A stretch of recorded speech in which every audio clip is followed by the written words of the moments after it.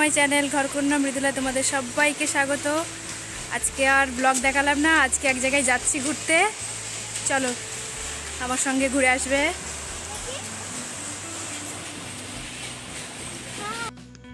এই মাসটা হলো শ্রাবণ মাস। আর শ্রাবণ মাস মানেই কথায় আছে বাবা ভোলানাথের মাস। বাবা ভোলানাথের পুজো শ্রাবণ মাসেই হয় বেশি। প্রত্যেক সোমবারে তো বাবা ভোলানাথের পুজো হয়। তাই সবাই মিলে একটা ইচ্ছা হলো যে বাবা ভোলানাথের মন্দিরেই যাই, দর্শন করে আসি। তার জন্য আমরা সবাই হঠাৎ করে আর কি রেডি হয়ে বেরিয়ে পড়লাম যে আজকে যাব বাবা ভোলানাথের দর্শন করতে। আর কাছে পিঠে আমাদের বাড়ির কাছে পিঠে বলতেই এই কালনায় 108টা যে শিব মন্দির আছে সেখানেই যাচ্ছি আমরা। তার জন্য আমাদের যে কালনার ঘাটটা, এপারে নৃসিংহপুর আর ওপারে কালনা, তাই এপার থেকে আমরা ওপারে কালনায় যাব। তার জন্য আমাদের নদী পার হতে হবে। আর নদী পার হতে গেলে পরে এখানে যে লঞ্চ আছে আর কি, ফেরি, ওই ফেরি করেই পার হতে হয়। এখানে প্রচুর মানুষ প্রত্যেক দিন পার হচ্ছে। এর আগেও আমি একবার এসেছি, এবার প্রথম নয়। তখন এসেছিলাম আমি আর সোনার বাবা, তিনজন মিলে, আর আমার দাদা বৌদি ছিল। এই যে এপারে একটা ফেরি, ওপারে একটা ফেরি, মানে ওপারেরটা এপারে আসছে আর ওপারেরটা এপারে যাচ্ছে। এইভাবেই প্রত্যেক দিন মানে মানুষের যাতায়াতটা জলের উপর দিয়ে চলে। দেখ, কথা বলতে বলতে আবার আমরা চলে এলাম 108টা শিব মন্দিরের ওখানে। তা প্রথমেই আমরা কিন্তু শিব মন্দিরে ঢুকবো না, আমরা প্রথমেই যাব শিব মন্দিরের ঠিক অপোজিটে রাধাকৃষ্ণ মন্দির আছে, আমরা সেখানেই প্রবেশ করছি। রাধাকৃষ্ণ মন্দিরটা সত্যিই খুব ভালো। এই রাধাকৃষ্ণ মন্দির আগেকার দিনের বোধহয় কোনো রাজা মহারাজারাই করে গেছেন।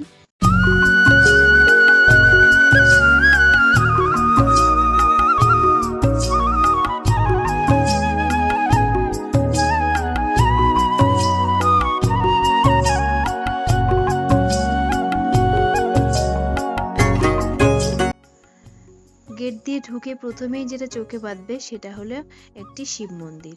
এখানে সবাই পুজো দিতে ব্যস্ত, তার জন্য আমরা চলে গেলাম এগিয়ে।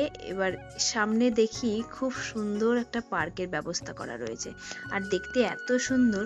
ওই দেখুন একটা পালঙ্ক বলতে এটাকে তোমার হয়তো কোনো রাধাকৃষ্ণ ঠাকুরকে কোথাও এখান থেকে এদিকে নিয়ে যাওয়ার জন্যই হয়তো তৈরি করে রেখেছে, কিংবা যারা আর কি দর্শনার্থী তাদেরকে দেখানোর জন্য রেখেছে।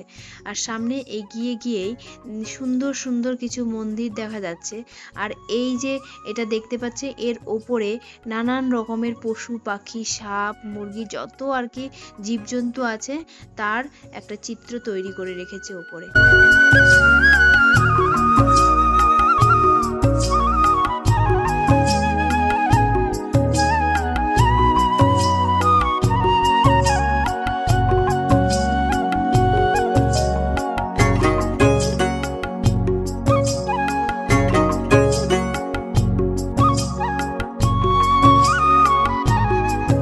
কি সুন্দর দেখতে, তাই না? চলুন একটু প্রণাম করে নিই। সবার ভাগ্যে তো হয় না। এর আগের বার এসেছিলাম তখনও দেখেছি, কিন্তু এবার এসে যেন আরো ভালো লাগছে। এখানে প্রচুর মানুষের আগমন হয়েছে আজকের দিনে। প্রচুর মানুষ, আমরা যেমন এসেছি আরো দূর দূরান্ত থেকে অনেক মানুষ সেখানে এসে প্রভুর দর্শন করছে আর কি। এই দেখুন, দেয়ালে সব চিত্র, প্রত্যেকটা ইটের সঙ্গে এক একটা কিছু চিত্র আঁকিয়ে মানে তৈরি করা। এগুলো কত সূক্ষ্ম হাতের কাজ, যারা তৈরি করেছিলেন তারা যেন সেই সব কিছু এখানে পরিস্ফুটন করেছে, মানে সব বলার চেষ্টা করেছে এখানে। কি অপরূপ সুন্দর না? দেখেই প্রাণটা জুড়িয়ে যায়। তবে অনেক দিনের তো, মনে হচ্ছে সেই ইটগুলো পাথরগুলো ভেঙে ভেঙে বেরিয়ে চলে আসছে, তবুও যেন ভালো লাগে দেখতে।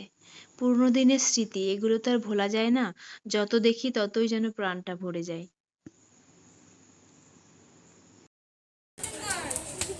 এরা খালি দৌড়াদৌড়ি করছে।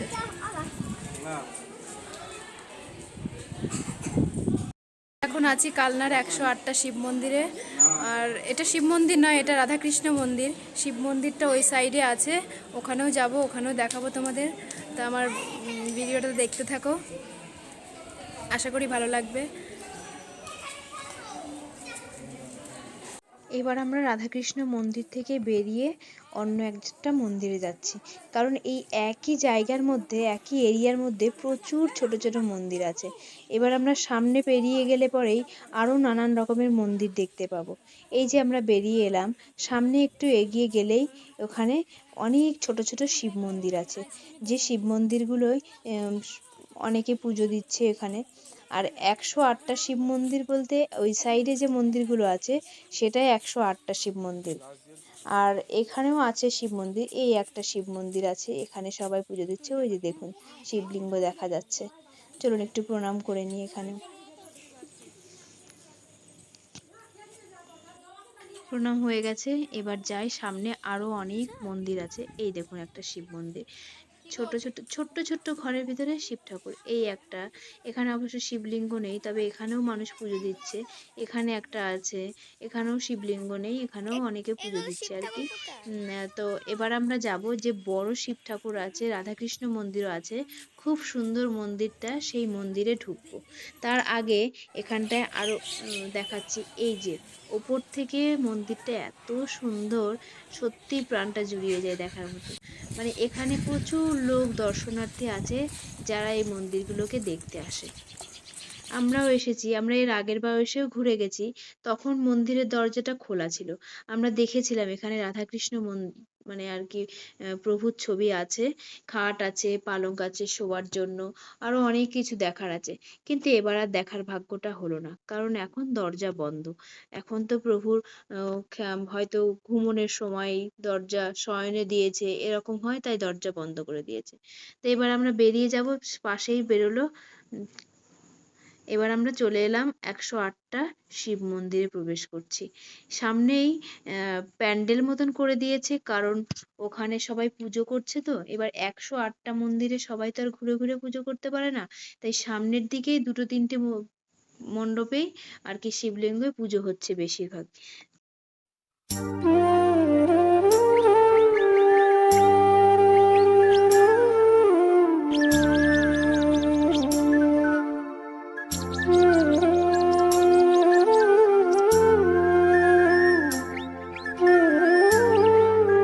এই শিবলিঙ্গর মুখটা পুরো গোল আকারে ঘুরছে, যেমন ঠাকুরের মন্দিরটা একটা একটা করে এগিয়ে যাচ্ছে, একটু একটু করে শিবলিঙ্গের মুখটাও একটু একটু করে ঘুরতে থাকে।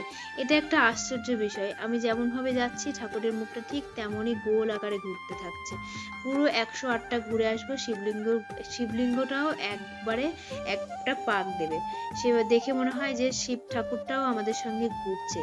মানে একটা সুন্দর দৃশ্য, দেখে প্রাণটা জুড়িয়ে যায়। আর এই মন্দিরটা এত সুন্দর, মানে সবাই মানে এখানে দেখার জন্য অনেকেই অনেক দূর থেকে আসছে। দেখুন সব তো ঠাকুর একবারে দেখানো সম্ভব নয়, তা আমি একবারে দেখাচ্ছি। এই যে এক একটা চূড়া এক একটা শিব মন্দির আছে। প্রথম রাউন্ডে যে মন্দিরগুলো আছে সেখানে 100টা আছে, আর দ্বিতীয় রাউন্ডে মানে সামনে যে মাঝখানে গোলাকারে যে মন্দিরের চূড়াগুলো দেখতে পাচ্ছেন, ওই চূড়াগুলো 8টা চূড়া। মোট 108টা চূড়া আছে, এরকম 108টা শিবলিঙ্গ আছে। কিন্তু এখানকার প্রভুরা কিন্তু 108টা শিবলিঙ্গই কিন্তু যথারীতি প্রত্যেক দিন পুজো দিচ্ছে, ওদের কোনো অসুবিধাই হয় না। কিন্তু অনেকে এসে যেমন শিব বাবার মাথায় জল দিচ্ছে, 108টা মন্দিরে 108টা শিব ঠাকুরের মাথাতেই জল দিচ্ছে। তা আমরা ঘুরে এসে বৃষ্টি শুরু হয়ে গেল, তাই একটু বাবার মন্দিরের সামনেই বসে আছি আমরা দুজনে, আর ওরাও ঘুরতে গেছে। এবার আমরা বেরিয়ে চলে এলাম কালনাঘাটে। কালনাঘাটে এসে দেখি এখানেও বাবা ভোলানাথের একটা মন্দির রয়েছে, খুব সুন্দর মন্দিরটা একদম। এখানেও সবাই পুজো দিয়ে গেট আটকে দিয়ে চলে গেছে। এই যে আমরা এবার বাড়ি ফেরার পথে কালনা ফেরিঘাট, ওই সাইড দিয়ে আমরা যখন ঢুকেছিলাম, এবার এই সাইড দিয়ে আমাদের বেরোনোর রাস্তা। তা চলুন এবার বাড়ি চলে এসেছি। এখন আমাদের ঘোরা কমপ্লিট, আমরা এখন বাড়ি এলাম। বাড়ি গিয়ে কি ওটা বাড়ি গিয়ে কি করবো? আর কিছুই বলবো না, এখানেই রাখবো। তোমরা লাইক কমেন্ট সাবস্ক্রাইব করে দিও। টাটা। ও মা